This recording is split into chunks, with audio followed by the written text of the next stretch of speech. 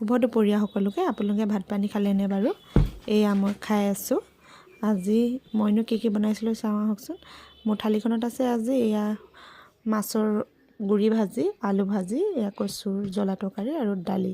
মাছৰ গুড়ি ভাজি খাই কোনে কোনে ভাল পায় জনাব। আৰু মই কচুৰ জ্বলা তৰকাৰীখিনি কেনেকৈ বনালোঁ চাওঁ আহকচোন। কচুখিনি কাটি অকণমান বইল হ'ব দি ল'লোঁ। এইফালে মাছৰ মাথা দি বনাম, যিহেতু মাছ ফ্ৰাই কৰি লৈছোঁ। ৰৌ মাছৰ মাথা হয়।